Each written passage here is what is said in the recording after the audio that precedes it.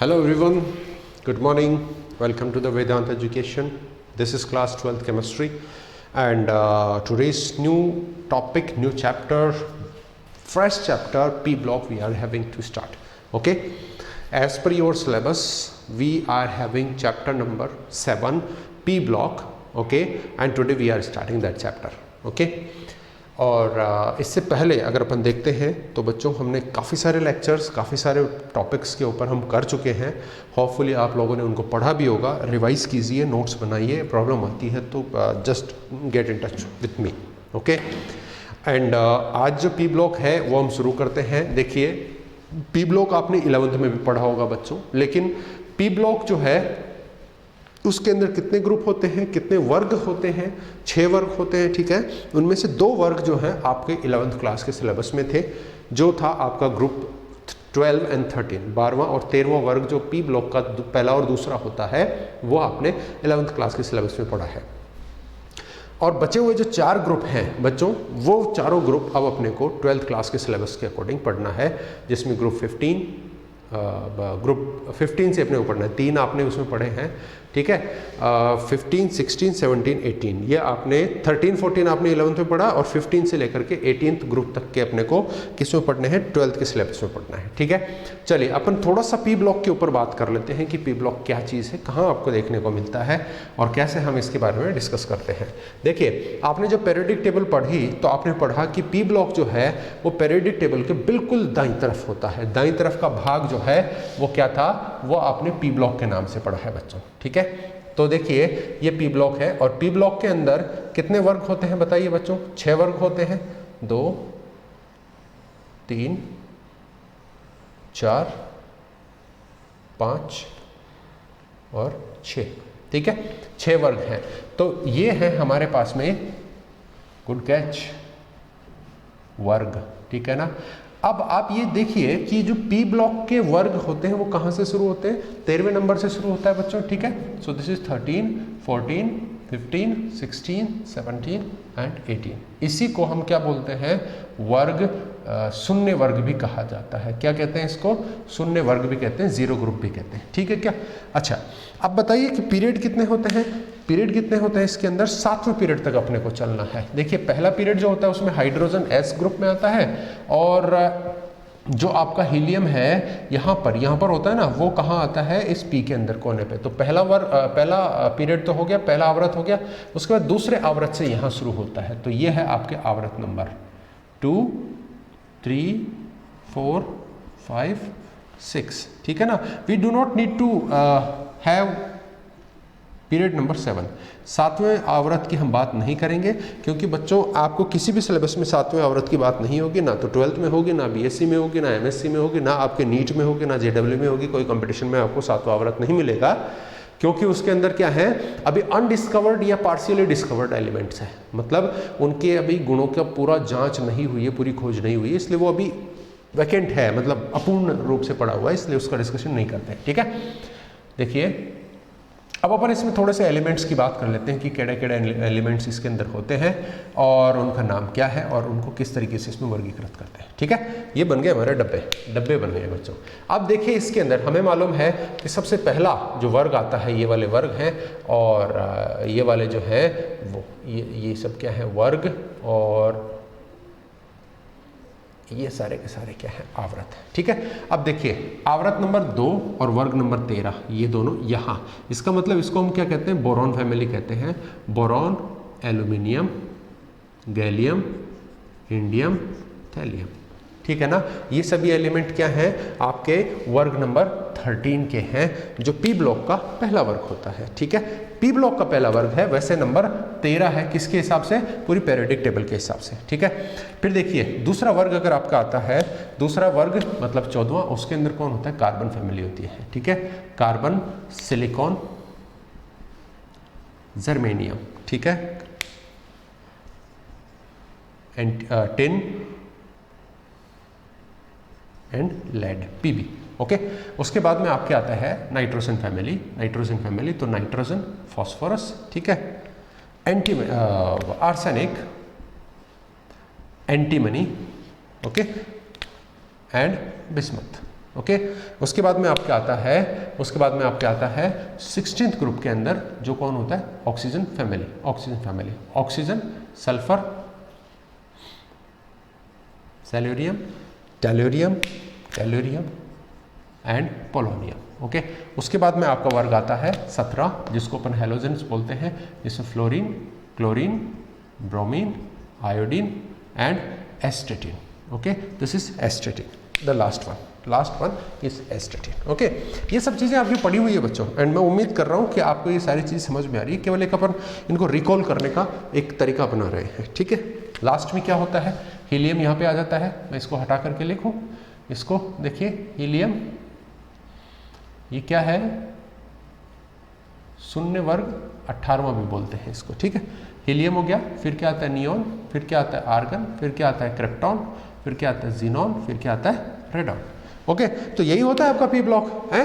यही है क्या बच्चों P block, this is the P block. Okay, अब देखो पी ब्लॉक जो है आपका, इट कंटेन्स 6 ग्रुप्स। इसमें कितने ग्रुप होते हैं, 6 ग्रुप होते हैं। देखो, जो भी आपका सबसेल है, जो भी उपकोष है, यहाँ पे उपकोष पी की हम बात कर रहे हैं, इसमें टोटल कितने इलेक्ट्रॉन आ सकते हैं बच्चों, 6 इलेक्ट्रॉन आ सकते हैं। इसमें 3 कक्षक होते हैं, एक कक्षक में 2 इलेक्ट्रॉन, मतलब पूरे पी सब सेल में, उपकोष में 3 कक्षक, और तीनों कक्षक में मिलाकर के कुल कितने इलेक्ट्रॉन हुए बच्चों, 6 इलेक्ट्रॉन हुए।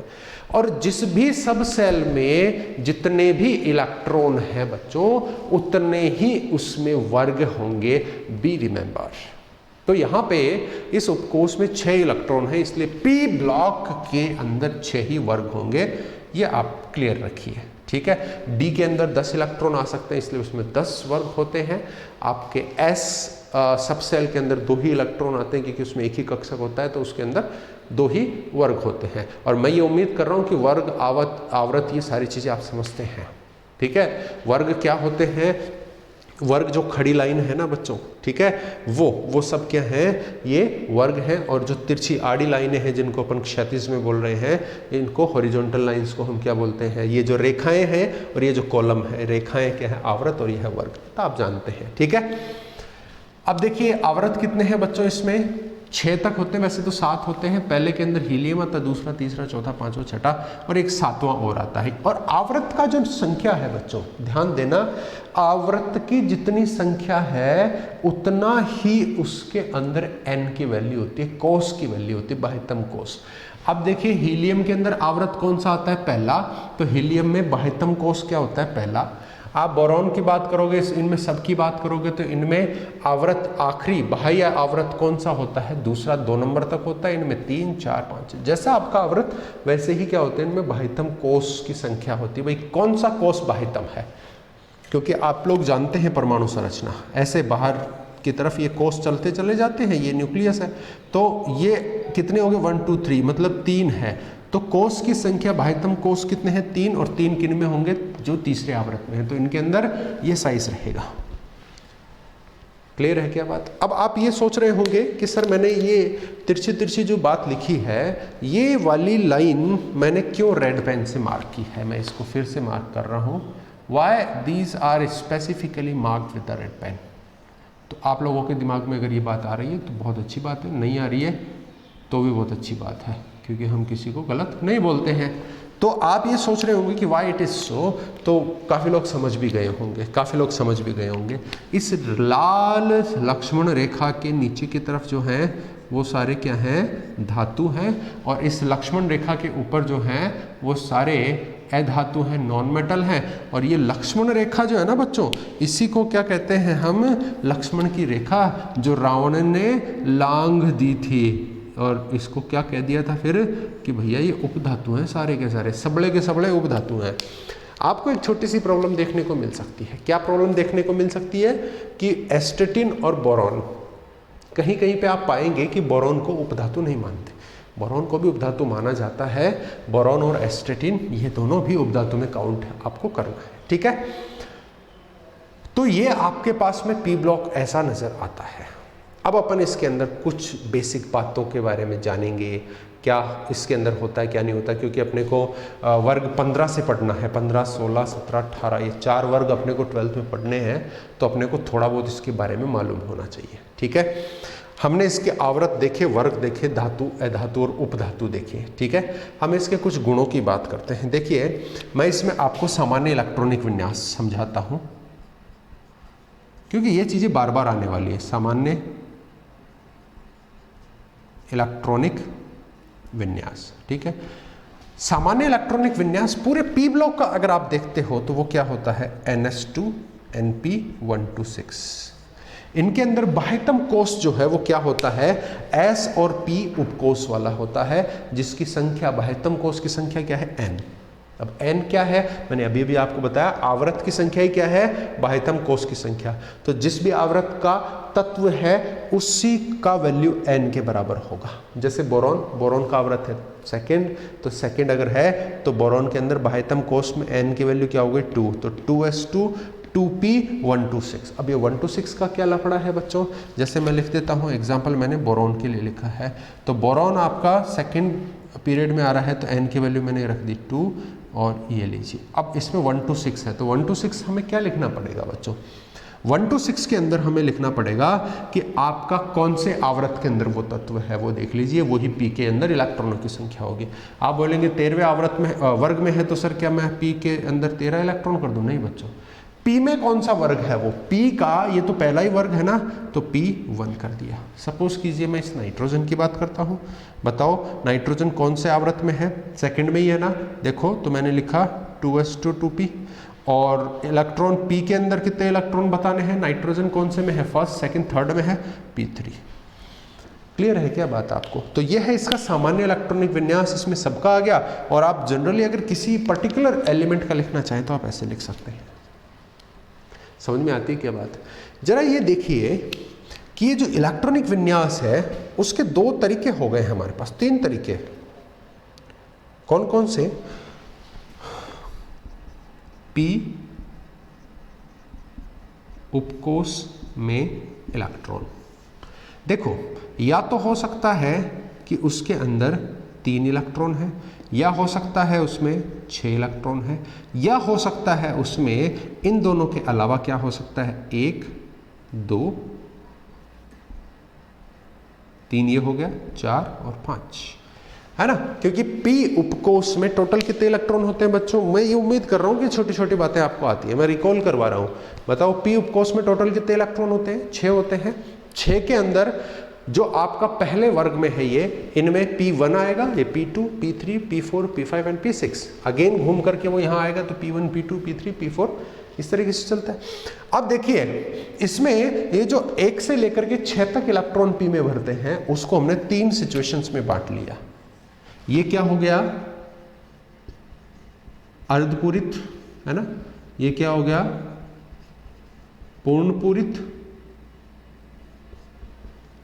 ठीक है। और ये क्या हो गए? आंशिक रूप से भरे हुए रह गए। कैसे हैं? आंशिक है, 1 है, 2 है, 4 है या 5 है P के अंदर इलेक्ट्रॉन, तो वो आंशिक भरित रह जाएगा। क्लियर है? आपको बात समझ में आ रही है? अब यहाँ पे लॉजिक क्या है? अब बोलेंगे कि सर ठीक है, वो तो एलिमेंट्स के बिहाफ पे, नंबर ऑफ इलेक्ट्रॉन के बिहाफ पे आएगा इसके अंदर, लेकिन उसका करना क्या है? करना यह है कि कई बार आपको इलेक्ट्रॉनिक विन्यास के स्थायित्व की बात पूछता है कि भैया कौन सा इलेक्ट्रॉनिक विन्यास स्थायी है। आपको कई बार आयनों के स्थायित्व की बात पूछता है, तो आपको उन आयनों के अंदर देखना है कि कितने इलेक्ट्रॉन P उपकोष में भरे हुए हैं। समझ में आ रही है बात? तो उसके लिए अपने को ये देखना है कि कहीं वो अर्धपूरित तो नहीं है, कहीं वो अर्धपूरित तो नहीं है, कहीं वो पूर्णपूरित तो नहीं है, कहीं वो आंशिक तो नहीं है। तो इन्हीं के आधार पे स्थायित्व जो होता है बच्चों, वो आप इस तरीके से देखेंगे। स्थायित्व जो है वो इस तरीके से देखेंगे। सबसे ज्यादा स्टेबिलिटी आपको P3 देना है, देन P6 देना है, देन आपको P1, 2, 4 एंड 5 देना है। क्या देना है? कि जो अर्धपूरित हैं उनको आप सबसे ज्यादा स्थायी बोलेंगे, फिर पूर्णपूरित को स्थायी बोलेंगे, और फिर आप बोलेंगे आंशिक को। समझ रहे हैं? इसका मतलब आपके पास दो सिचुएशन है, समझिए। एक है आपके पास P3, एक है आपके पास P4। आपको कहा जाए कि बताइए मुझे एक इलेक्ट्रॉन निकालना है इस कोष में से, इस उपकोष में से, बताओ आसानी से ये वाला इलेक्ट्रॉन निकलेगा या ये इसमें से निकलेगा? तो आप बोलेंगे कि सर इसमें से आसानी से निकलेगा क्योंकि इसका स्थायित्व सबसे ज़्यादा होता है। क्यों होता है? क्योंकि ये अर्धपूरित है।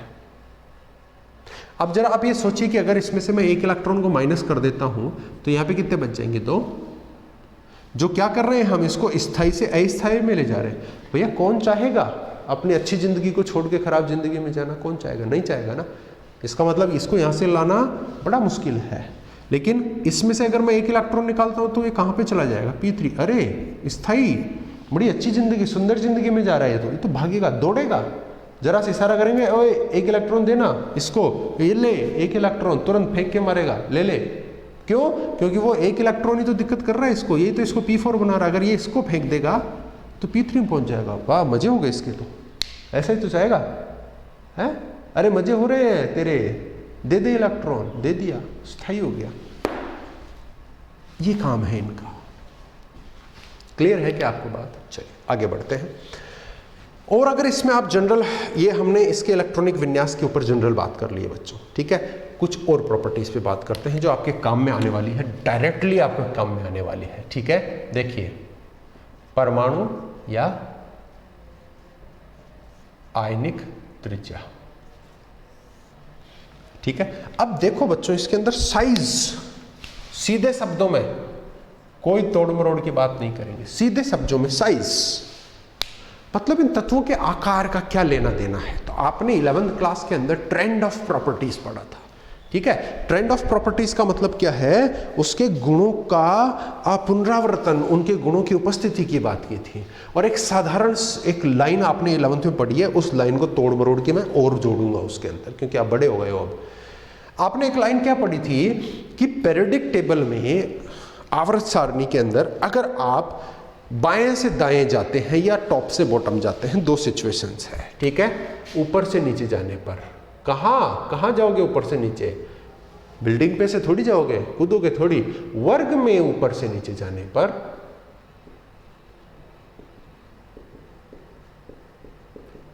साइज जो है ना बच्चों, साइज जो है ना वो क्या करता है? इंक्रीज होता है। और वर्ग में बाएं से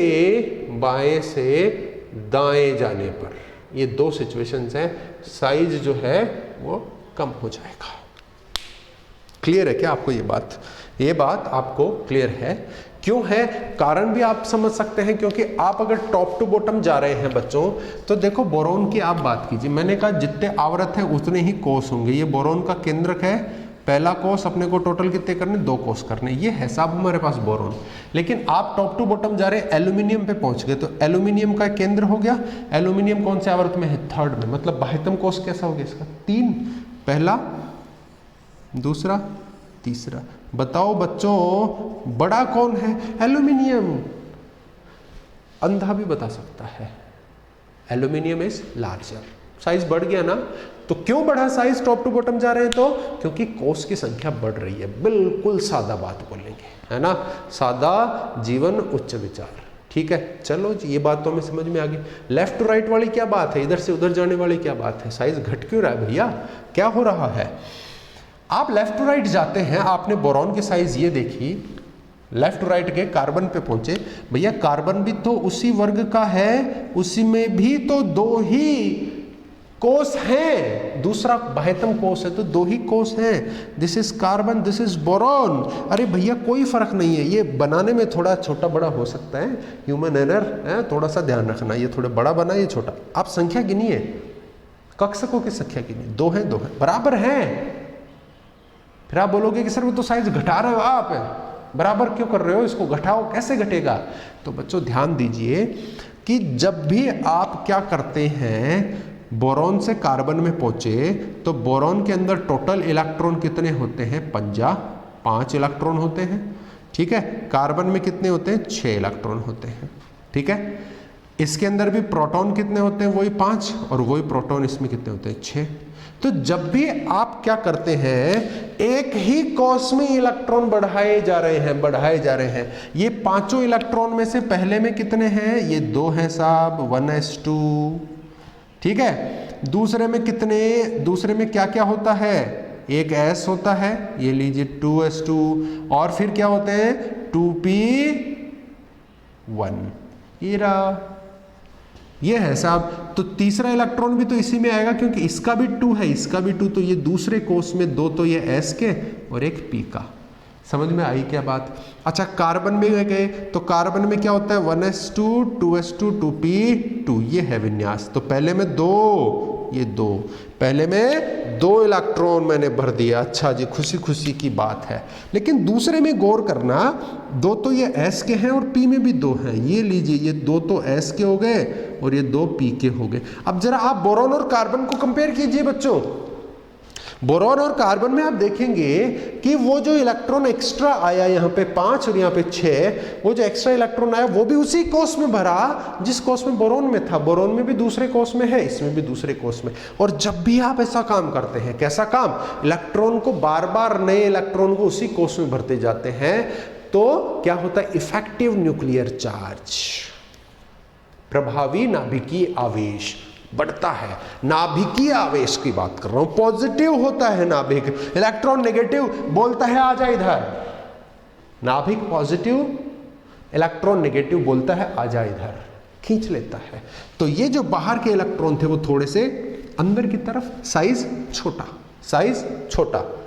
बोरॉन से कार्बन इलेक्ट्रॉन बढ़ता जा रहा है, बढ़ता जा रहा है, उसी कोष में भरते जा रहे हैं, क्योंकि सबका बाह्यतम कोष क्या है, 2, उसी कोष में इलेक्ट्रॉन, उसी कोष में इलेक्ट्रॉन। प्रभावी नाभिकीय आवेश बढ़ता जा रहा है, इलेक्ट्रॉन को खींचता जा रहा है, साइज घटता जा रहा है, साइज घटता जा रहा है। बोलिए बात समझ में आती कि नहीं आती है, ठीक है। तो टॉप टू बॉटम और लेफ्ट टू राइट गए तो साइज में ये डिफरेंस आ रहा है। अब यहां पे पंगा क्या है, पंगा टॉप टू बॉटम में चलने पर है। देखिए देखिए पंगा देखिए, मैं कहता हूं वर्ग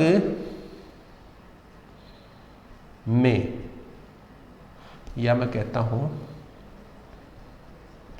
आवृत 2 से 3 में जाने पर साइज अचानक बढ़ती है। ये है कमाल की कहानी, क्योंकि ये तो सामान्य बात है बच्चों, ये तो 11th में पढ़ी है। लेकिन ये नई बात है कि आप ठीक है वर्ग में ऊपर से नीचे जा रहे हैं तो साइज बढ़ रहा है, ठीक है, ऑक्सीजन सल्फर बढ़ा बढ़ा बढ़ा बढ़ा। लेकिन खास बात क्या है कि जब आप दूसरे से तीसरे में कूदोगे तब आपको पता लगेगा कि यहां तो साइज अचानक से बढ़ गया, ओ बूम, पटाखा छूट गया।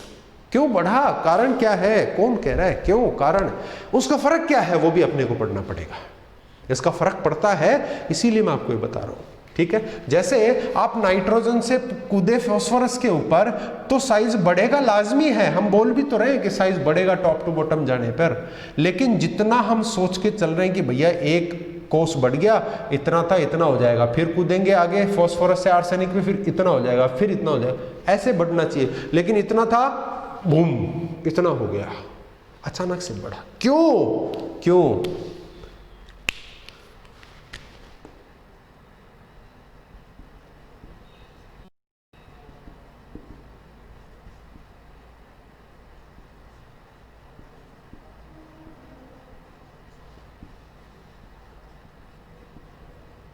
ओहो, कारण देखो आप क्या हो रहा है। ऐसा क्यों हुआ, दूसरे से तीसरे में कूदते ही अचानक से काहे को बढ़ गया रे, क्यों बढ़ा रे सर, इसलिए बढ़ा क्योंकि तीसरे आवर्त के तत्वों में रिक्त डी कक्षक पाए जाते हैं। क्या खूबी है इनकी कि इनमें रिक्त डी कक्षक पाए जाते हैं। ओहो, ये कैसे होते हैं रिक्त डी कक्षक, क्या कोई मिला है इनसे, क्या किसी ने देखा है इनको? हाँ जी सर, हमने देखा है, we show the vacant D orbitals, हमने देखा है। कैसे होते हैं, कहाँ होते हैं, चलिए हम चेक करते हैं कि क्या दूसरे आवर्त के में डी नहीं होता। नहीं होता, बोला जा रहा है यहाँ कि तीसरे में डी शुरू होता है, इसलिए तीसरे का आकार बढ़ गया, दूसरे में नहीं होता है। आप देख लो, दूसरे के एग्जाम्पल हमने ले रखे हैं। बोरॉन कहीं डी है क्या, कार्बन कहीं डी है क्या, नहीं है सर।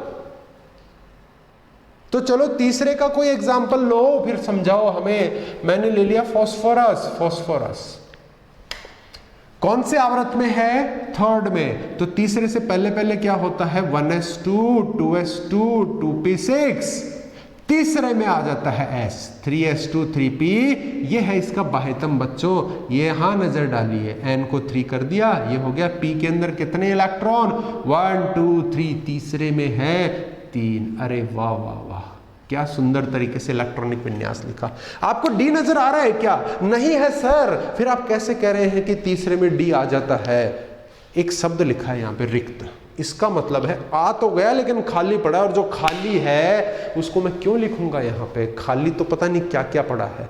काम की चीज जिसमें इलेक्ट्रॉन है वही है, खाली पड़ा है, नहीं लिखा, नहीं लिखा है। कहां? वो तो देखिए, आपने कहा कि इसमें तीसरा कोष आ गया। हाँ जी आ गया, आप सही बात कह रहे हैं। ये देखिए तीसरा कोष आ गया। और डी को जरा लिखिए। डी सबसे पहले स्टार्ट कहां से होता है? 3d पे शुरू होता है। अच्छा, इसका मतलब इनके आगे 3s 3p के आगे 3d 0 खाली पड़ा है। वो खाली है बेचारा, इसलिए नहीं पूछ रहे थे उसको, लेकिन साइज की बात आते पूछना पड़ा। मतलब बाह्यतम कोष में d की जगह खाली पड़ी है, इसलिए अचानक से तीसरे आवर्त में आप जैसे कूदोगे वैसे ही साइज बहुत ज्यादा बढ़ेगा। और यही कारण है, इसी कारण आवर्त 2 के तत्व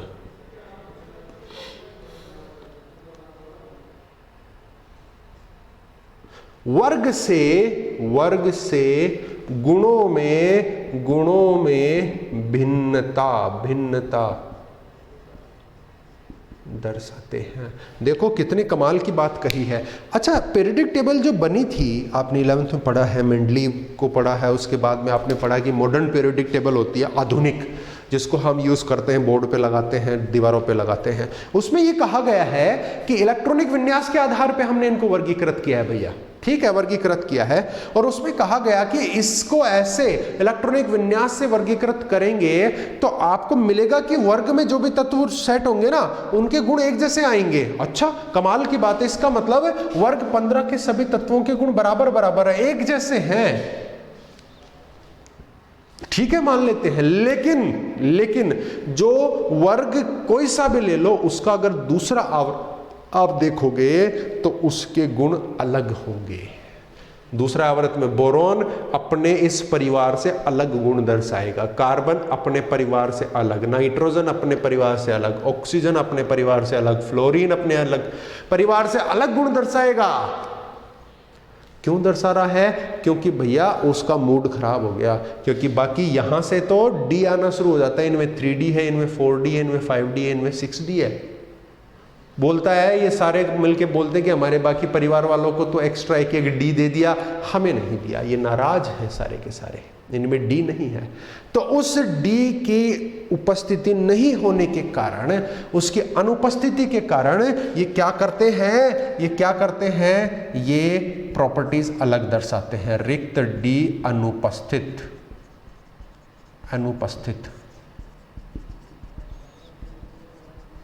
बोलो, बात मजेदार है कि नहीं है? मजे आ रहे हैं कि नहीं आ रहे? सोना नहीं है? अरे तुम्हारी, देखो इसमें रिक्त डी नहीं है दूसरे आवर्त में, इसलिए ये अलग ही चलेंगे। जाने दो। हम बोलेंगे कि भैया ठीक है, हम तीसरे आवर्त के तत्व को पकड़ लेंगे। एल्यूमिनियम, भैया आपके प्रॉपर्टीज कैसी हैं, आपके वर्ग की प्रॉपर्टी कैसी है? तो ये बताएगा कि भैया मेरी ऐसी और मेरी जैसी है, वैसी ही सारे वर्ग की है। सिलिकॉन बोलेगा कि मेरे को देख लो, सारे मेरे जैसे। फॉस्फोरस बोलेगा मेरे जैसे।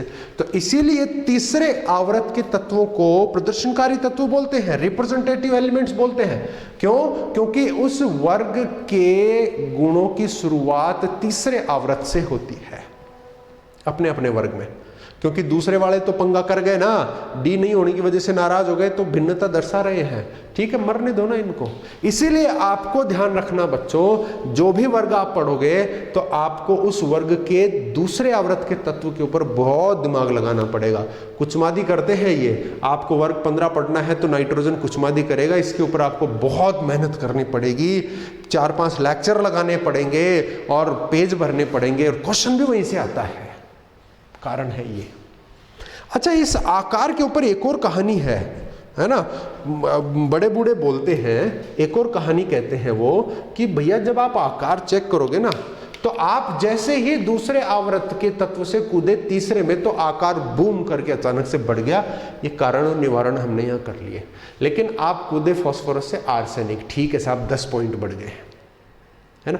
यहाँ कूदे तो 20 पॉइंट बढ़े, यहाँ कूदे 10 पॉइंट बढ़े। अब आप उम्मीद करोगे कि चलो ठीक है, अब आगे बढ़ेंगे तो 10-10 पॉइंट का आकार बढ़ता जाएगा। लेकिन यहाँ 9 ही पॉइंट बढ़े, यहाँ 8 ही पॉइंट बढ़े। आप बोलोगे ये क्या क्या पंगा है भैया, यहाँ इसका 10 था, इसका 30 हो गया अचानक से, फिर इसका 40, फिर इसका कितना रहा, इसका रहा 46, फिर इसका कितना रहा, और 4 बढ़ जाएंगे 50। आप बोलोगे कि सर वो 10-10 बढ़ रहा था, कहाँ गया, ये तो बहुत कम अंतर आ रहा है। तो देखो मैं क्या कह सकता हूं, वर्ग में आवर्त 4 के बाद आकार की वृद्धि बहुत कम होती है। अब आप वर्ग 15 पकड़ लो, ये पकड़ लिया मैंने, वर्ग 15 में आवर्त 4 ये रहा। मतलब आर्सेनिक के आगे आप चलोगे ना, तो इसके अंदर क्या होगा, आकार में वृद्धि जितनी हम समझ रहे हैं कि आर्सेनिक से यहाँ गए, एक आवर्त बढ़ गया है, एक आपका कोष बढ़ गया है, यहाँ पे एक कोष बढ़ गया, तो आकार बढ़ना चाहिए, बढ़ेगा लेकिन थोड़ा थोड़ा बढ़ेगा। कारण क्या है, कारण क्या है, इनमें आर्सेनिक के बाद में क्या है, डी और एफ कक्षक पूर्ण पूरित आते हैं।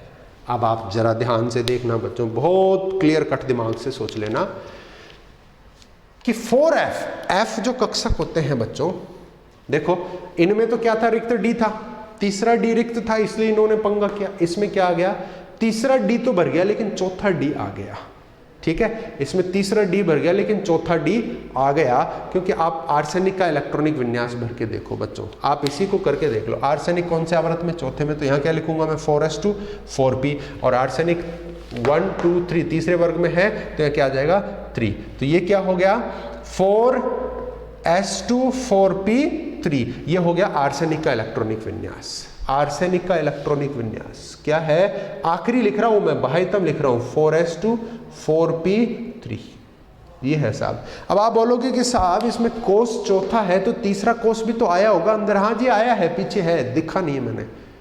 तो अगर वो तीसरा कोष है तो उसमें 3d भी तो होगा, तीसरे कोष का d 3d, दूसरे कोष में होता नहीं है 2d, तो तीसरे कोष का 3d है अंदर, हाँ है, उसमें इलेक्ट्रॉन भरे हैं 10। लिख के बताऊं, लिख के बताऊं क्या आप लोगों को, चलो मैं लिख देता हूं आपको, मैं लिख के बता देता हूं। 1s2 2s2 2p6 3s2 3p6 3d10 4s2 4p3।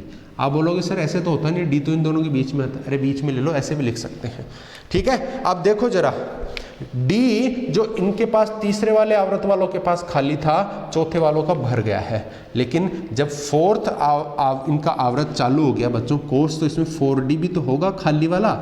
हाँ जी पढ़ा है। और बच्चों F कक्षक जो होते हैं ना, वो भी 4 से शुरू होते हैं, मतलब इस आर्सेनिक के पास 4d और 4F रिक्त पड़े हुए हैं। और जैसे ही आप आर्सेनिक से एंटीमनी में जाओगे तो 4d भर गया, 4F भर गया, 5d और 5F खाली। क्या आपको समझ में आ रहा है, समझ में आया? तो जैसे ही आप आर्सेनिक से नीचे जाओगे तो उसमें D और F भरे हुए मिलना शुरू हो जाएंगे। इसी वजह से आप क्या कहेंगे कि इसके अंदर क्या होगा, क्या होगा इसके अंदर, इसका आकार की जो वृद्धि है वो बहुत छोटी छोटी होगी, ठीक है, बहुत कम कम होगी, ठीक है क्या?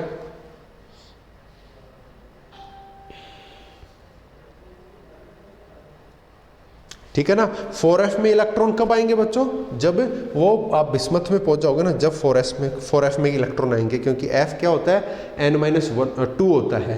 तो n बिस्मथ का कितना है 6, तो 6 - 2 4, 4F आना तो यहीं से शुरू हो गया है, लेकिन वो खाली है, खाली है, यहाँ पे इलेक्ट्रॉन आएंगे, ठीक है, वो f जब पढ़ेंगे जब आ जाएगा।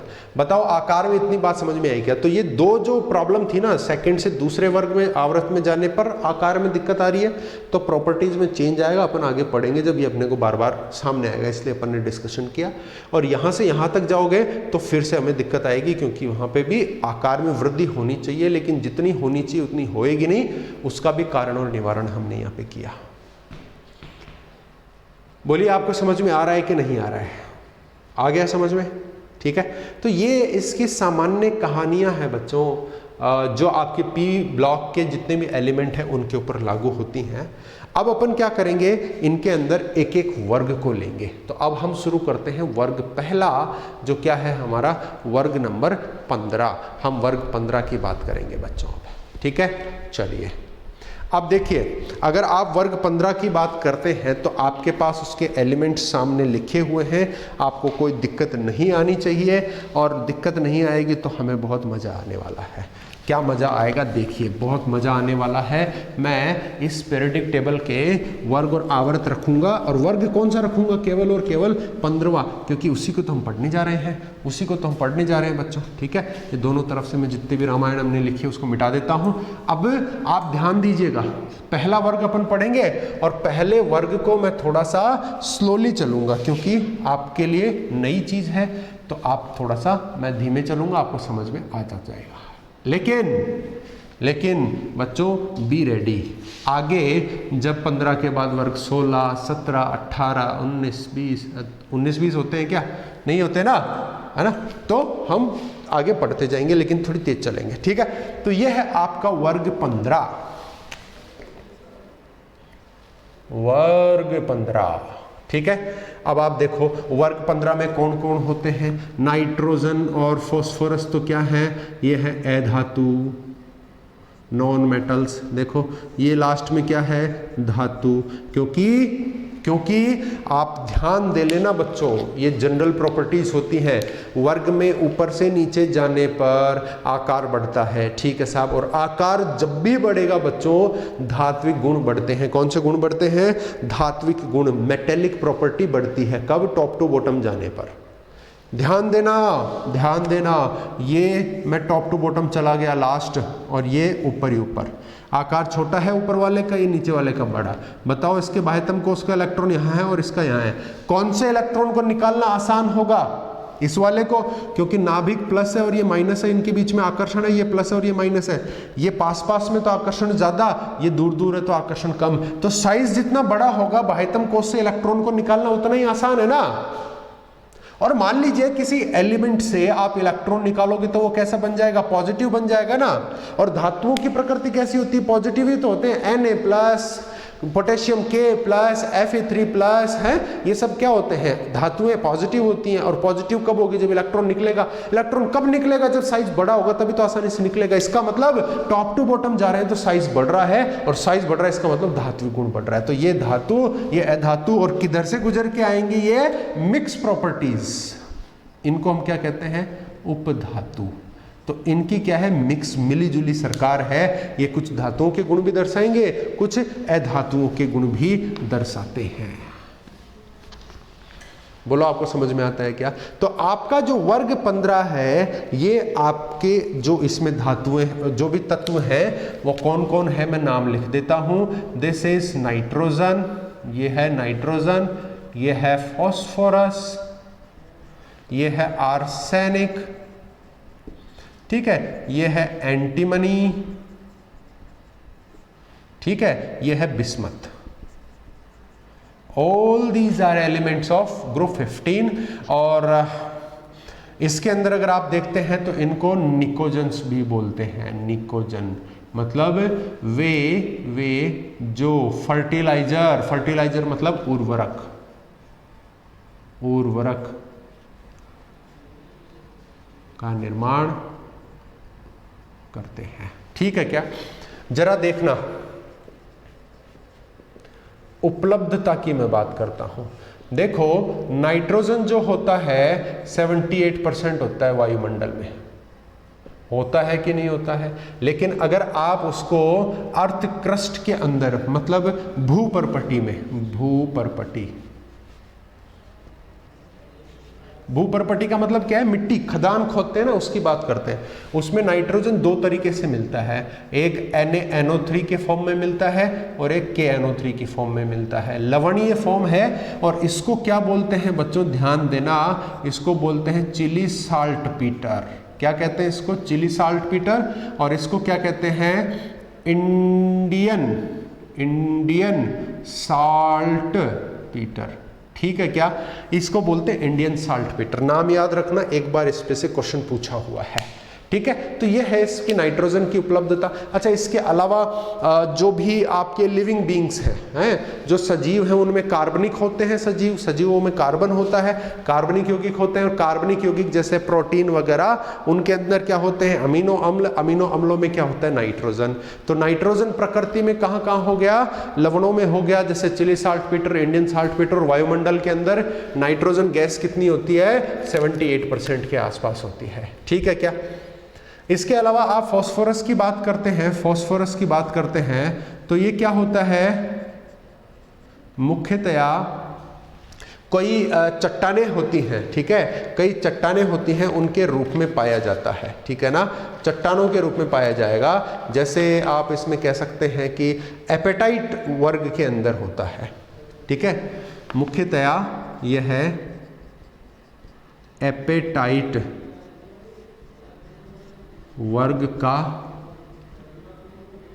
वर्ग में उपलब्ध होता है। मतलब एपेटाइट क्या है, आप मिनरल की बात कर सकते हैं, ठीक है, खनिजों की बात कर सकते हैं। ये क्या है, खनिज। तो एपेटाइट प्रकार के जो खनिज होते हैं उनमें फास्फोरस होता है, जैसे फ्लोरो एपेटाइट। ये मैंने इसका एक एग्जाम्पल ले लिया कि फ्लोरो एपेटाइट। फॉर्मूला देखो, एपेटाइट का फॉर्मूला जो होता है वो Ca9PO4 6 टाइम्स, ठीक है ना, डॉट CaX2। ये है इसका सामान्य फॉर्मूला। एपेटाइट खनिज जो होते हैं उनका सामान्य फॉर्मूला है। और अगर उसमें से आप एक एग्जांपल लेते हो फ्लोरो एपेटाइट, तो उसका फॉर्मूला होता है Ca9PO4 6 time dot CaF2। This is the formula for fluorapatite. तो ये फॉस्फोरस कहाँ मिलता है, एपेटाइट वर्ग के जो खनिज होते हैं उनके अंदर मिलता है। उसका एग्जाम्पल हमने फ्लोरो एपेटाइट की बात कर ली है। ठीक है, इसके अलावा आप जानते हैं फॉस्फोरस जो है आपके खूब सारे वेजिटेबल्स में मिलते हैं, इंसानों में हड्डियों और दांतों के अंदर मुख्यतः मिलते हैं। ठीक है, तो ज़्यादा इसमें। और इसके अलावा अगर आप बात करते हैं तो आर्सेनिक वगैरह ये क्या होते हैं, सिंपल खनिजों के रूप में मिलते हैं, सल्फाइड खनिजों के रूप में मिलते हैं। बाकी सभी मुख्यतया सल्फाइड खनिज के रूप में मिलते हैं। ठीक है, तो ये तो होगी इनकी एक खानी की इनकी उपलब्धता क्या है। ठीक है, अब हम इनकी दूसरी खानी लेते हैं जो है इनका इलेक्ट्रॉनिक विन्यास, इलेक्ट्रॉनिक कॉन्फ़िगरेशन। मैंने क्या बताया था, पूरे पी ब्लॉक का क्या होता है, देखो पी ब्लॉक का क्या बताया था, NH2 NP126 होता है। लेकिन हम क्या कर रहे हैं, वर्ग 15 की बात कर रहे हैं ना, वर्ग 15 की बात कर रहे हैं। तो n तो क्या है बच्चों, n क्या है, n है आवर्त की संख्या। तो ये दूसरा, तीसरा, चौथा, पांचवा, छठवां आवर्त है। तो आवर्त तो फिक्स नहीं कर सकते ना, सभी आवर्तों के तत्व हैं। तो मैंने आवर्त को तो क्या कर दिया, n कर दिया, s भी 2 रहेगा और NP। और p के ऊपर जो इलेक्ट्रॉन है वो हम वर्ग से काउंट करते थे। तो 13वें में 1 आएगा p का इलेक्ट्रॉन, 14वें वालों के p में 2 आएंगे, तो 15वें वालों के 3 आएंगे। तो ये लीजिए, ये क्या है, इसका सामान्य इलेक्ट्रॉनिक विन्यास। बड़ा सिंपल है ना, पहचान सकते हो, सबके लिए आपको ऐसे ही लिखना है। ठीक है, अब बात आती है बहुत कमाल धमाल की बात, ठीक है ना, आकार। ठीक है ना, वर्ग में टॉप टू बॉटम जाएंगे तो आकार क्या होता है बच्चों, बढ़ता है। ये चीज़ तो आप लोगों ने अभी अभी समझी है, अभी अभी मैंने बताई है कि वर्ग में ऊपर से नीचे जाते हैं तो आकार क्या होता है, बढ़ता है। ठीक है साहब, बढ़ जाएंगे। लेकिन नाइट्रोजन से फास्फोरस में जाने पर आकार अचानक बढ़ता है। यही चीज मैंने बोली थी, ये कौन से वर्ग का है, दूसरे का, और फास्फोरस कौन से का है, तीसरे का। तो नाइट्रोजन से फास्फोरस में जाने पर क्या होता है, बहुत बड़ा आकार में वृद्धि आती है, आप ये समझिए। ठीक है, अब देखिए इसी के साथ आप बोलेंगे कि भैया ठीक है, टॉप टू बॉटम गए, नाइट्रोजन से फास्फोरस में वर्ग दूसरे से तीसरे में कूद गया, इसलिए हो रहा है। और हमने आर्सेनिक से बिस्मुथ में जाने में भी हमने ये कहा था, ठीक है, चौथे से 4, 5, 6 चौथे आवर्त से कौन है, आर्सेनिक। तो आर्सेनिक से बिस्मुथ तक जाते हैं तो आकार में अचानक वृद्धि, तथा इसमें आप ये भी लिख सकते हो कि अधिक वृद्धि होती है, और यहां पे सूक्ष्म वृद्धि है। ठीक है, तो कारण मैंने आपको बता दिया है बच्चों। कारण यहां क्या था, यहां क्या था, पूर्ण पूरित D व F कक्षक, ये कारण यहां था। और यहां क्या था, फास्फोरस में रिक्त D कक्षक, है ना, क्योंकि तीसरे आवर्त में आने लग गया ना, तीसरे में फास्फोरस है, इसका मतलब उसमें क्या आ गया, 3D खाली है, D खाली है, इसलिए उसका आकार नाइट्रोजन से फास्फोरस में अचानक बढ़ेगा। बोलो ये बात समझ में आती है कि नहीं आती है आपको, है ना। ठीक है, तो आकार के बारे में हमने इस तरीके से बात की। अब देखते हैं एक हमारे पास बहुत ही कमाल की चीज है, इलेक्ट्रॉन नेगेटिविटी। इलेक्ट्रॉन नेगेटिविटी, इसको फोकस कर लेना बच्चों। इलेक्ट्रॉन नेगेटिविटी का तात्पर्य क्या है, अर्थ क्या है, विद्युत ऋणात्मकता। इसको EN से लिखेंगे, इसी को कहते हैं इलेक्ट्रो नेगेटिविटी। क्या कहते हैं, क्या कहते हैं, इलेक्ट्रोनेगेटिविटी कहते हैं। अच्छा, बड़ा अच्छा नाम है इसका, इलेक्ट्रोनेगेटिविटी। तो अब हमें समझना पड़ेगा, तो मैं थोड़ा सा आपको इलेक्ट्रोनेगेटिविटी बता देता हूं बच्चों। इलेक्ट्रोनेगेटिविटी क्या होता है, जब भी कोई तत्व किन्हीं दूसरे तत्व से कोवेलेंट बॉन्ड से जुड़ा हुआ है, उपसहसंयोजक या सहसंयोजक आबंध से जुड़ा हुआ है। मतलब सहसंयोजक आबंध क्या होता है, जब दोनों तत्वों के पास आपस में बराबर बराबर इलेक्ट्रॉनों का साझा हो तो उसको हम क्या बोलते हैं, सहसंयोजक तत्व बोलते हैं, आबंध बोलते हैं। ठीक है, अब देखो नाइट्रोजन का 1 इलेक्ट्रॉन, हाइड्रोजन का 1 इलेक्ट्रॉन, दोनों ने यहाँ पे 1-1 साझा, यहाँ पे 1-1 साझा, और यहाँ पे ये सहसंयोजक 3 बॉन्ड बना रखे हैं।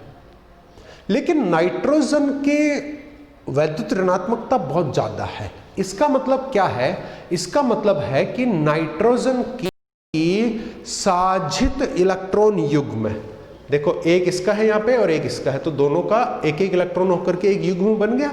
तो वो कैसा युग्म है, साझित इलेक्ट्रॉन युग्म है। तो किसी भी तत्व की किसी साझित इलेक्ट्रॉन युग्म को खींच लेने की ताकत को ही हम क्या कहते हैं, इलेक्ट्रोनेगेटिविटी कहते हैं। ध्यान से सुनना बच्चों, और मैं इसको और एलाबोरेट करता हूं, आगे चलता जाएगा केमिस्ट्री, फिर मैं ये बताऊंगा। ये आपका नाभिक है, एक का आकार इतना है, ये नाभिक है, एक का आकार इतना है। वही वाली बात कि मान लीजिए ये छोटा है और इसने इसके साथ में क्या किया है, ये बॉन्ड बनाया है और ये साझित इलेक्ट्रॉन। ये बड़ा है, इसने किसी छोटे के साथ बॉन्ड बनाया है और ये है इनका साझित इलेक्ट्रॉन युग्म। अब आप मुझे ये बताइए कि इलेक्ट्रॉन जो साझित युग्म है, इसको खींचने की ताकत किस में ज्यादा है। जो पहले वाला एग्जाम्पल है बच्चों, उसके अंदर आप देखेंगे कि ठीक है, इनका दोनों का आकार लगभग बराबर सा है, तो इस युग्म की इस वाले नाभिक से जितनी दूरी है उतनी ही इस वाले से दूरी है। खींचेगा कौन, नाभिक ही तो खींचेगा, नाभिक पॉजिटिव होता है वही तो खींचेगा। ठीक है, बराबर सी दूरी है तो लगभग बराबर सा खींचने वाले हैं। जैसे, या फिर नहीं खींचेंगे, जैसे Cl के साथ बॉन्ड, अरे दोनों परमाणु बराबर बराबर हैं, कोई नहीं खींचेगा, दोनों की ऋणात्मकता बराबर है, विद्युत ऋणात्मकता बराबर है, समझना। लेकिन इत्थे देखिए, ये जो पेयर है इससे इस नाभिक की दूरी कम है, लेकिन इस वाले की देखो ज्यादा है। समझ में आ रही है क्या बात? ज्यादा कौन खींचेगा, जो नजदीक है ये, तो ये जो युग्म है वो इधर की तरफ शिफ्ट हो जाएगा, इस नाभिक की तरफ खिसक जाएगा। ऐसे नहीं कि उसमें कूद ही जाएगा जाके, क्योंकि इसमें खुद में भी तो इलेक्ट्रॉन है ना, उनसे प्रतिकर्षित भी होगा, खिसक जाएगा। जिसमें ज्यादा ताकत है उसकी तरफ खिसक जाएगा। और ताकत ज्यादा किसमें है? जो नजदीक है। और नजदीक कौन है? छोटे आकार वाला। समझना, मैं कोरिलेट कर रहा हूं, विद्युत ऋणात्मकता को आकार के साथ जोड़ रहा हूं। आकार छोटा है तो विद्युत ऋणात्मकता ज्यादा है। वर्ग में टॉप टू बॉटम गए तो आकार का क्या हो रहा है? वृद्धि हो रही है, मतलब विद्युत ऋणात्मकता घटेगी कि नहीं घटेगी? अरे घटेगी कि नहीं घटेगी? अरे समझ में आया? बहुत अच्छा समझ में आया ना। तो देखो वर्ग में टॉप टू बॉटम गए तो ऋणात्मकता क्या हो जाएगी? घटती चली जाएगी। अरे भैया टॉप टू बॉटम जाते हैं तो धात्विक गुण बराबर धात्विक गुण, अरे बढ़ रहे हैं ना। ऊपर तो देखो माइक निकल गया। ठीक है, आप जरा देखिए कि यहां तो अधातु है या धातु है, तो टॉप टू बॉटम गए तो धातु का बढ़ रहा है गुण, और धातु तो धनात्मक होती है, तो ऋणात्मकता घट जाएगी टॉप टू बॉटम गए तो। आकार से भी जोड़ दिया, धात्विक गुण से भी जोड़ दिया। बोलो आपको ये बात समझ में आती है क्या?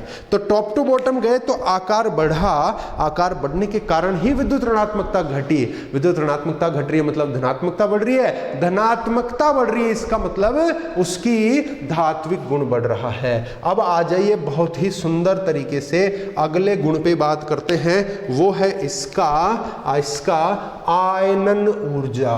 आयनन ऊर्जा वर्ग में टॉप टू बॉटम गए, आकार बढ़ा, आयनन ऊर्जा घटी। बोला सर ये क्या कर दिया, कैसे याद रखें? बड़ा समस्या। आकार से जोड़ रहा हूं मैं हर एक चीज को, आपको आकार याद में रखना है कि वर्ग में ऊपर से नीचे गए तो आकार बढ़ता है, बस। इसको भी जोड़ा, इसको भी जोड़ा, इसको भी जोड़ा, इसको भी जोड़ देंगे। कैसे जोड़ते हैं देखिए, हम वर्ग में टॉप टू बॉटम गए तो आकार बढ़ रहा है, ठीक है। पहले हम आयनन ऊर्जा को समझे। मैं उम्मीद करता हूं कि आप लोगों को आती है आयनन ऊर्जा। आयनन ऊर्जा का मतलब क्या है? कोई भी हमारे पास परमाणु है, उसके बाह्यतम कोश में जो इलेक्ट्रॉन है उसको बाहर निकालना चाहते हैं हम। आजा बाहर, है ना, खेलने के लिए बुलाते हैं ना दोस्त को घर से, तो दोस्त के पापा उसको आने नहीं देते, खींच के रखते हैं।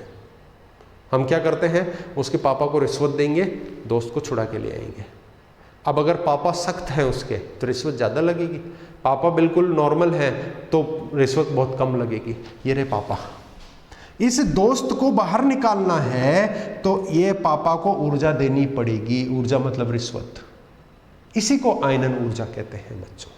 तो अगर बेटा जो है इलेक्ट्रॉन पापा के नज़दीक बैठा है तो उठ के नहीं आ सकता ना, बहुत टाइटली बॉन्ड है। पापा पॉजिटिव, बेटा इलेक्ट्रॉन जो है नेगेटिव, जुड़े हुए हैं, पास पास में बैठे। आकार छोटा होगा तो पास में बैठेगा ना, ऊर्जा ज़्यादा देनी पड़ेगी ना छुड़ाने के लिए। तो टॉप टू बॉटम गए तो आकार बढ़ा तो दूर दूर आता गया, दूर दूर आता गया, तो यहाँ अगर बैठा है तो आसानी से आ जाएगा, इसलिए आयनन ऊर्जा कम खर्च करनी पड़ेगी आकार के साथ में। क्लियर है क्या बात आपको? तो टॉप टू बॉटम जाएंगे तो आपको आयनन ऊर्जा कम खर्च करनी पड़ेगी। क्या आपको ये कहानी समझ में आ रही है क्या? अच्छा, विद्युत ऋणात्मकता इनमें ज्यादा किसकी है बच्चों? इनमें सब में ज्यादा किसकी है? नाइट्रोजन की है ना, टॉप पे है।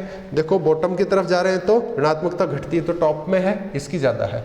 यहां आते हैं आयनन ऊर्जा। आयनन ऊर्जा, अब आयनन ऊर्जा जो है वो टॉप पे ज्यादा रहेगी, क्योंकि वर्ग में नीचे की तरफ जाते हैं तो आकार बढ़ता है, आकार बढ़ते ही आयनन ऊर्जा घट जाती है। चलो जी, बात हमें ये समझ में आ गई, ठीक है।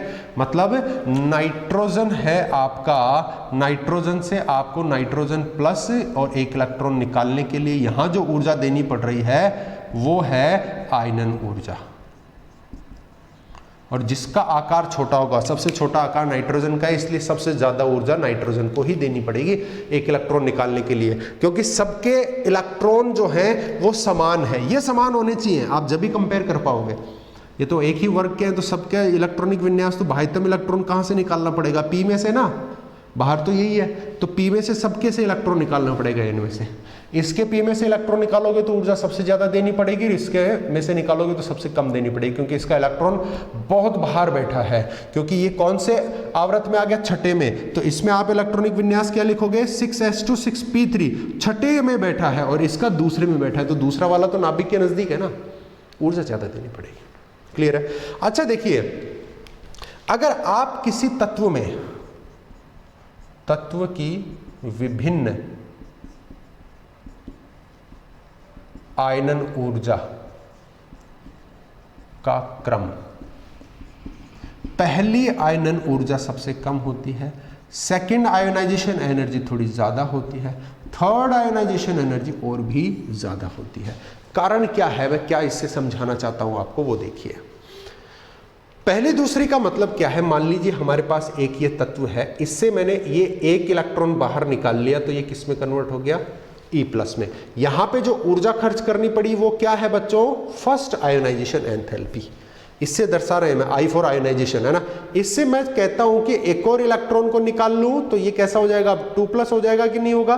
और यहां पे जो खर्चा आ रहा है उसको क्या बोलेंगे, सेकेंड आयोनाइजेशन एंथैल्पी। इसमें से एक और इलेक्ट्रॉन में निकाल लूंगा तो ये तो क्या है, 2+ था, इसमें से मैंने क्या कर दिया 3+। यहां पे खर्चा क्या आया, थर्ड आयोनाइजेशन एंथैल्पी। तो सबसे ज्यादा खर्चा कौन सा आएगा, यहां से यहां जाने में, उससे कम कौन सा आएगा, यहां से यहां जाने में, और सबसे कम कौन सा आएगा, ये। तो ये देखिए ये क्रम हो जाएगा। कारण देखिए, मान लीजिए आपके पास तत्व था कुछ ऐसा, पहला इलेक्ट्रॉन यहां, दूसरा यहां, तीसरा यहां। तो आपको जब बाहर का इलेक्ट्रॉन निकालना पड़ा, जब आपको बाहर का इलेक्ट्रॉन निकालना पड़ा तो आपने ये वाला इलेक्ट्रॉन निकाला। ये वाला इलेक्ट्रॉन अगर आप निकालते हैं तो देखो नाभिक से बहुत दूर है, सबसे कम ऊर्जा लगेगी इसको निकालने में, निकल गया। पहला इलेक्ट्रॉन निकाला, सबसे कम ऊर्जा। अब आप देखिए दूसरा इलेक्ट्रॉन थोड़ा नजदीक पड़ा है इसके, है ना, तो इसको निकालने में ज्यादा ऊर्जा लग रही है, ये थोड़ी ज्यादा है। और तीसरे को निकालोगे, सबसे अंदर वाले को, तो ये तो बिल्कुल नजदीक बैठा है पापा के, तो इसको निकालने में तो बड़े ताकत लगेगी सबसे ज्यादा, ये थर्ड आयोनाइजेशन एनर्जी। समझ में आ रही है बात, है ना। इसको आप ऐसे भी समझ सकते हैं कि जैसे ही आप किसी परमाणु से एक इलेक्ट्रॉन निकाल लेते हैं तो प्रथम आयनन कर देते हैं उसका, तो जो बचे हुए आयन है, देखो इसका एक इलेक्ट्रॉन निकालते ही क्या है, आयन।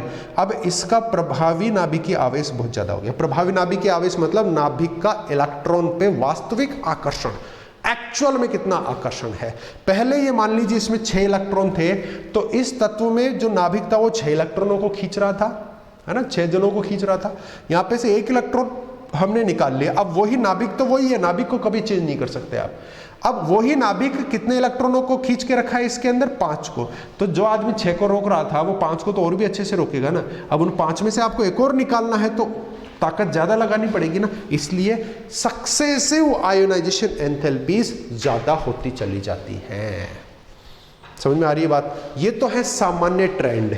अब मैं इसमें बहुत मजे की बात आपको बताता हूं। बहुत मजे की बात मैं क्या बताता हूं आपको, मैं स्टार मार्क करके लिख रहा हूं। जो भी बातों को मैं ऐसे लिखता हूं ना वो मजे की बात होती है, इंपॉर्टेंट होती है। मैं यहां लिखता हूं वर्ग 15 के तत्व का आयनन ऊर्जा वर्ग 14 व 16 के तत्व से उच्च होती है। अब आप ये समझिए बच्चों कि यहां पर आपने ये कहा कि वर्ग 15 का तत्व, मान लीजिए मैंने ये फास्फोरस ले लिया, है ना, ये फास्फोरस है, ये 15वें में है, ठीक है, और 16वें में फास्फोरस के जस्ट आगे सल्फर होता है, और 14th के अंदर होता है सिलिकॉन। मैं ये कह रहा हूं कि ionisation enthalpy of phosphorus delta IH, ionisation enthalpy of phosphorus ज्यादा है किससे, आयोनाइजेशन एंथैल्पी ऑफ सल्फर, और ज्यादा है किससे, आयोनाइजेशन एंथैल्पी ऑफ सिलिकॉन। ये बात आप समझिए। फास्फोरस से सल्फर की तरफ गए तो बताओ आकार बढ़ेगा या घटेगा, समझिए, आकार बढ़ेगा या घटेगा, घटेगा ना, क्योंकि मैं बाएं से दाएं जाने की बात कर रहा हूं। फास्फोरस से सल्फर अगले वर्ग में जा रहा हूं, 15वें से 16वें वर्ग के तत्व में जा रहा हूं, तो आकार घटा। आकार अगर घटता है तो क्या होगा, आयनन ऊर्जा बढ़नी चाहिए ना। जो इतने बड़े तत्व में से इलेक्ट्रॉन निकाल रहे थे, अब इतने में से निकालेंगे तो ऊर्जा ज्यादा देंगे, तो आयनन ऊर्जा ज्यादा बढ़नी चाहिए। लेकिन ये क्या हो रहा है भैया, फास्फोरस की तो आप ज्यादा बता रहे हो सल्फर से, ठीक है, कारण की बात करेंगे। अच्छा देखो, सिलिकॉन से भी ज्यादा बता रहे हैं, सिलिकॉन की तरफ आओ, फॉस्फोरस से सिलिकॉन की तरफ आए, आकार बढ़ रहा है कि घट रहा है? देखो अब दाएं से बाएं उल्टा आ रहे हैं तो आकार बढ़ रहा है ना, इधर से इधर लेफ्ट टू राइट जाते हैं तो घटता है, वापस आएंगे तो बढ़ेगा ना। तो फॉस्फोरस से सिलिकॉन में गए तो आकार बढ़ा, आकार बढ़ेगा तो इलेक्ट्रॉन आसानी से निकलेगा। यस, आयनन ऊर्जा तो घटनी चाहिए, घट रही है, कम हो गई, ओके, वी आर सेटिस्फाइड। लेकिन यहां क्या है पंगा? क्योंकि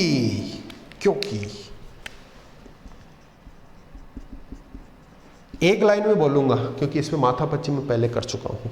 क्योंकि फास्फोरस में इलेक्ट्रॉनिक विन्यास NS2Np3 और फास्फोरस तीसरे आवर्त का है रे लाडलो 3S2 3p3 अर्धपूरित, याद आई क्या बात? अर्धपूरित स्थायी है। अब आप आयनन करने की बात कर रहे हो, फास्फोरस से कह रहे हो कि भैया एक इलेक्ट्रॉन दे दे, कहां से देगा? इसके पास पहले से सेट है, सुखी जिंदगी है अभी ये, अर्धपूरित स्थायी, नहीं देगा, नहीं भैया नहीं दूंगा, अरे दे, मारेंगे उसको, पीटेंगे, वही क्या आयनन ऊर्जा खर्च करके ले लेंगे, लेकिन खर्चा ज्यादा आने वाला है ना। गुंडों को भी तो देने पड़ेंगे पैसे पिटाई करने के लिए फास्फोरस की, जब वो पी में से एक इलेक्ट्रॉन देगा, क्योंकि इसकी सुख की जिंदगी है, क्यों देना चाहेगा। लेकिन जैसे आप सल्फर की बात करते हो तो ये क्या है 3s2, देखो बाएं से दाएं गए तो एक इलेक्ट्रॉन बढ़ जाएगा ना, तो इसमें क्या हो जाएगा 3p4 हो जाएगा। ये अर्धपूरित नहीं है, ये आंशिक पूरित अस्थायी है। अरे ये जो एक इलेक्ट्रॉन है ना, ये बिगड़ी हुई इसकी संतान है, ये जो चौथा इलेक्ट्रॉन आ रहा है ना, इसमें बिगड़ी हुई संतान है। ये तो कहता ही है सल्फर तो कि इस चौथे इलेक्ट्रॉन को हॉस्टल में डाल दो, बिगड़ा हुआ है। हम बोलेंगे कि साहब इसको हॉस्टल में डालोगे क्या? हाँ इसको हॉस्टल में डालेंगे, बड़ी खुशी से आएगा सल्फर, इसलिए इसका ये इलेक्ट्रॉन निकालना आसान है, ऊर्जा कम देनी पड़ेगी। आकार घट रहा है लेकिन फिर भी आयनन ऊर्जा घट रही है, बढ़नी चाहिए ना, घट रही है, घटेगी सल्फर की आयनन ऊर्जा। कारण क्या है? क्योंकि फास्फोरस का जो इलेक्ट्रॉनिक विन्यास है वो अर्धपूरित स्थायी है ना, इसलिए इसमें से इलेक्ट्रॉन निकालने में खर्चा ज्यादा आने वाला है। बोलिए आपको ये बात समझ में आती है कि नहीं आती है? ठीक है, तो काफ़ी सारी चीज़ें हमने इसके अंदर देखी हैं आज के लेक्चर में। आप लोग इनको पढ़िए, सुनिए, जितना पढ़ोगे, इनऑर्गेनिक केमिस्ट्री है उतना ही आपको समझ में आएगा। प्रैक्टिस मेक्स मैन परफेक्ट, आप इसमें प्रैक्टिस करोगे तो ही पार पा पाओगे, क्योंकि इस चैप्टर के अंदर बहुत सारे 4 ग्रुप आपको पढ़ने हैं, हर ग्रुप के अंदर हर प्रॉपर्टी है, घूम घूम करके कॉमन जैसी चीज़ें आती जाएंगी, आप कन्फ्यूज होते जाओगे। इसकी ये प्रॉपर्टी, नाइट्रोजन की, फास्फोरस की, आर्सेनिक की, इसका कंपाउंड, उसका कंपाउंड, 4 ग्रुप पढ़ने, कंफ्यूज हो जाओगे। इसलिए प्रैक्टिस करते रहिए, प्रैक्टिस करोगे तो ही इनसे जीत ले पाओगे। ठीक है, तो अब इसके अंदर हमें कुछ और प्रॉपर्टीज हैं। केमिकल प्रॉपर्टी अब अपने को इसमें पढ़नी है, केमिकल प्रॉपर्टी पे हम फोकस करेंगे, जिसके अंदर इसकी ऑक्सीकरण अवस्था वगैरह या रिएक्टिविटी, फिर आगे इसके कंपाउंड्स पढ़ेंगे। ठीक है ना, कंपाउंड किसके पढ़ने हैं? ये बदमाश आदमी है नाइट्रोजन और फास्फोरस, इन दोनों का पढ़ना है, बाकी का नहीं पढ़ना होता है। ठीक है, चलिए तो मिलते हैं अगले लेक्चर के अंदर, तब तक के लिए धन्यवाद।